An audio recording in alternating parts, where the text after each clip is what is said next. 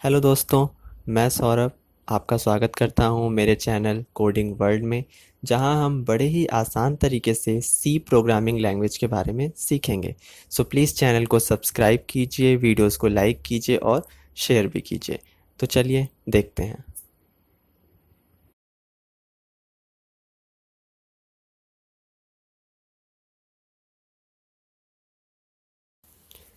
Hello friends, तो आज हम नेस्टिंग इफ एल्स का पहला प्रोग्राम देखने वाले हैं। इस प्रोग्राम के अंदर हम तीन नंबर्स में से कौन सा नंबर सबसे बड़ा है उसे पता लगाएंगे। तो चलिए अपने प्रोग्राम को शुरू करते हैं।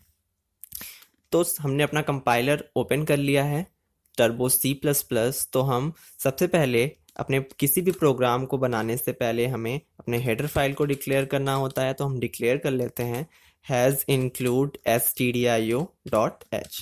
तो ये हमारी हेडर फाइल डिक्लेयर हो चुकी है। अब हमें अपना void मेन फंक्शन डिक्लेयर करना है, तो अब हम उसे भी डिक्लेयर कर लेते हैं। अब यहाँ पर हमें क्या करना है कि तीन वेरिएबल्स की ज़रूरत पड़ेगी, क्योंकि ये तीन नंबर्स में से कौन सा नंबर बड़ा है वो पता लगाएगा। तो वो तीन नंबर के लिए तीन वेरिएबल होने चाहिए। तो हम INT टाइप के थ्री वेरिएबल्स को डिक्लेयर कर लेते हैं, तो A, B, C।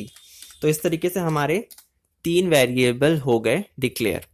तो अब सबसे पहले हमें यूज़र को बताना है कि यूज़र को तीन नंबर इंटर करने हैं। तो हम एक मैसेज दिखाएंगे यूज़र को। ये मैसेज सिंपली यूज़र को ये बताता है कि उस व्यक्ति यानी वो यूज़र जो इस प्रोग्राम को एक्सेस करेगा उसका काम क्या है। तो हम यूज़र को एक मैसेज दे रहे हैं कि इंटर द थ्री नंबर्स। हम यहाँ पर एक ही स्कैनएफ की सहायता से उन्हें एक्सेस कर लेंगे, नहीं तो आपको बार बार प्रिंटएफ स्कैनएफ लिखना पड़ेगा। तो यहाँ पर हम एक ही बार में मांग लेते हैं। तो जब तीन नंबर यूजर देगा तो कन्वर्जन स्पेसिफिकेशन तीन बार लिखा जाएगा। तो हम यहाँ पे लिखेंगे %d and %d।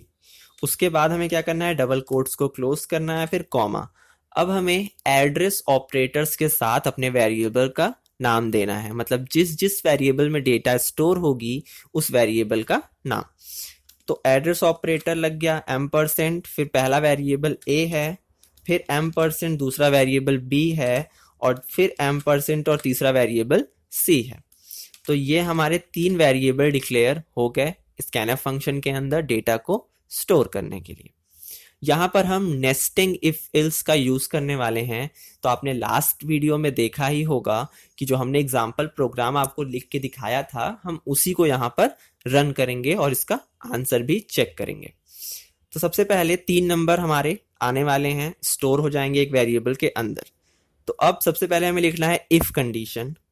If condition में पहली कंडीशन होगी कि a ग्रेटर देन b, मतलब पहले अगर a बड़ा हुआ b से तो हम अंदर जाएंगे। तो ये हमारा कर्ली ब्रेसेस काम करेगा। अब हम यहाँ पर दूसरा इफ कंडीशन लगाएंगे। क्यों?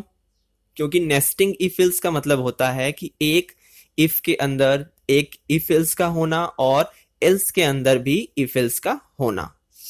तो पहले इफ के अंदर हमारा इफ एल्स आने वाला है, तो यहाँ पर अगर a बड़ा हुआ b से, फिर नेक्स्ट कंडीशन होगी a बड़ा हुआ c से। तो फिर हम कंडीशन में क्या प्रिंट करेंगे, स्टेटमेंट में प्रिंट एफ। अब यहां पर हम a इज लार्जेस्ट नहीं लिखेंगे। ऐसा क्यों? क्योंकि a इज लार्जेस्ट लिखने से हमें ये नहीं पता चल रहा, यानी यूजर को ये पता नहीं चलेगा कि वो वैल्यू कौन सी है जो बड़ी है। क्योंकि अगर कोई भी नंबर बड़ा होता है तो यहाँ पर आपको a is largest, b is largest, c is largest print होगा। लेकिन यूजर को a b c से नहीं मतलब, क्योंकि यूजर को a b c दिखेगा ही नहीं। आपको नंबर बताना पड़ेगा कि ये नंबर बड़ा है। तो नंबर को प्रिंट करने के लिए हम %d का यूज करेंगे। तो हम लिख देंगे %d इज लार्जेस्ट, क्योंकि हमें यूजर को नंबर बताना है, न कि वेरिएबल का नाम। क्योंकि असल में ये जो कोड है वो हमें दिख रहा है, जब यूजर इस प्रोग्राम को एक्सेस करेगा तो उससे ये कोड नहीं दिखेगा। अब यहाँ पर %d में कौन सी वैल्यू प्रिंट होनी चाहिए, a की वैल्यू प्रिंट होनी चाहिए। तो हम लिख देंगे वेरिएबल a। अब यहाँ पर इफ की कर्ली ब्रेसेस बंद हो चुकी है। अब हम क्या करेंगे कि नेक्स्ट, अब इस वाले इफ के लिए यानी कि दूसरे वाले इफ के लिए हमें एल्स लगाना है। तो हम लगा लेते हैं एल्स। अब यहां पर क्या होगा कि अगर ए बड़ा नहीं हुआ सी से तो ऑटोमेटिक सी बड़ा हो जाएगा। तो हम यहां पर क्या करेंगे, प्रिंट एफ, प्रिंट एफ में हम प्रिंट करेंगे फिर से परसेंट डी, क्योंकि हमें वैल्यू दिखानी है, परसेंट डी इज लार्जेस्ट। और यहाँ पे किसकी वैल्यू प्रिंट होगी, सी की, क्योंकि दूसरा वाला जो इफ कंडीशन आप देख रहे हैं वहां पर ए ग्रेटर देन सी है। तो अगर कंडीशन फॉल्स होती है तो बचा कौन, सी। तो यहां पर सी को प्रिंट किया जाएगा। और फिर यहां पर हम अपने पहले वाले इफ कंडीशन को करेंगे क्लोज, यानी कि एक इफ कंडीशन के अंदर दूसरा इफ एल्स एक्सेस कर लिया गया है।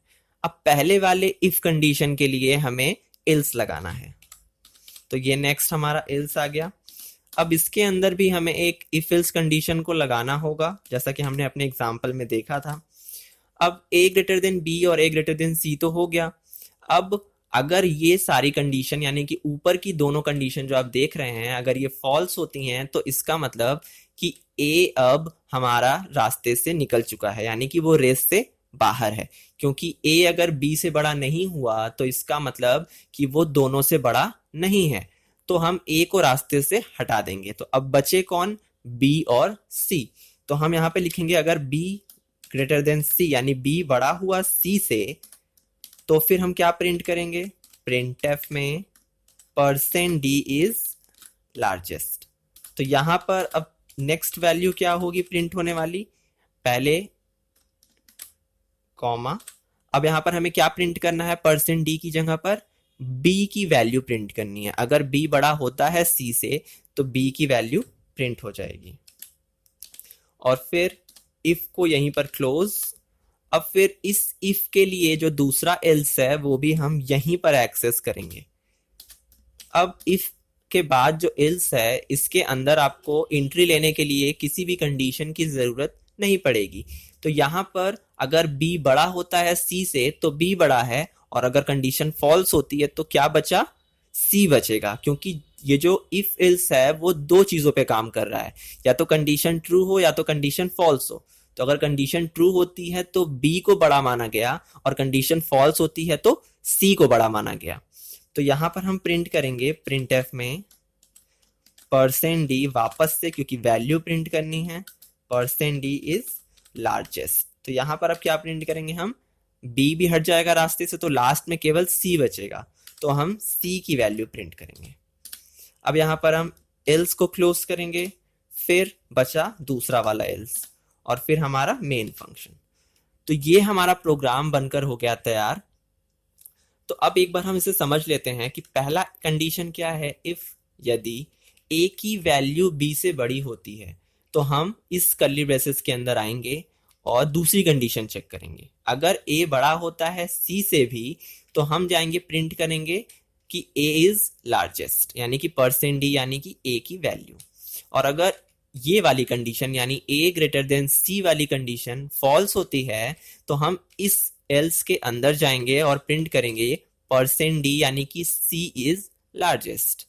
और अगर पहली ही कंडीशन यानी a ग्रेटर देन b ही फॉल्स हो जाता है तो हम अंदर नहीं जा सकते, हम सीधे एल्स वाली कंडीशन में आएंगे और if b greater than c वाली कंडीशन को चेक करेंगे। अगर if b greater than c वाली कंडीशन ट्रू होती है तो हम अंदर जाएंगे और प्रिंट करेंगे कि b इज लार्जेस्ट। और अगर ये b ग्रेटर देन c वाली कंडीशन फॉल्स होती है तो हम एल्स में जाएंगे और प्रिंट करेंगे c इज लार्जेस्ट। और फिर उसके बाद सबको हम कर्ली ब्रेसेस को बंद करते चले जाएंगे। तो ये प्रोग्राम हमारा बनके तैयार हो गया है। इसे हमने लास्ट वीडियो में समझ भी लिया था, अगर आपने नहीं देखा तो हम आपको लिंक ऊपर दे देंगे, आप जाकर देख सकते हैं। उसका हमने एग्जाम्पल भी वहां देखा था। उसी प्रोग्राम को हम यहाँ पर रन करने वाले हैं। तो चलिए अपने प्रोग्राम को अब हम रन कर देखते हैं। तो रन करने के लिए कंट्रोल F9 प्रेस करते हैं। तो हमारा प्रोग्राम देख सकते हैं आप रन हो चुका है। अब इंटर द 3 नंबर्स, हमें 3 नंबर को इंटर करना है। तो पहली वैल्यू हमने दे दी 14, दूसरी वैल्यू दे दी 12 और तीसरी वैल्यू दे दी 16। मतलब a की वैल्यू 14 है, b की वैल्यू 12 है और C की वैल्यू 16 है। तो आइए देखते हैं कि कौन सी वैल्यू सबसे बड़ी होती है। तो Alt F5 से हम अपने आंसर को शो करते हैं।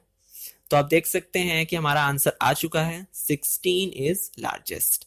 तो आप देख सकते हैं आंसर हमारा सही है। एक बार और हम इस प्रोग्राम को रन कर लेते हैं। Control F9, enter the 3 number. पहला नंबर 12 दे देते हैं, दूसरा दे देते हैं 40, तीसरा दे देते हैं 23। इसका मतलब कि 40 हमारा लार्जेस्ट है। तो देखते हैं आंसर क्या आता है। Alt F5। तो आप देख सकते हैं कि 40 इज लार्जेस्ट। तो इसका मतलब हमारा ये प्रोग्राम एकदम सही है और एकदम सही सही हमारा आंसर भी आ चुका है। तो आई होप आपको समझ में आ गया होगा कि आप किस तरीके से नेस्टिंग इफ एल्स का यूज कर कर अपने प्रोग्राम को बना सकते हैं। अगर आपको कोई भी प्रॉब्लम होती है तो आप हमें मैसेज कर सकते हैं, मेल कर सकते हैं, आप हमें कमेंट भी कर सकते हैं।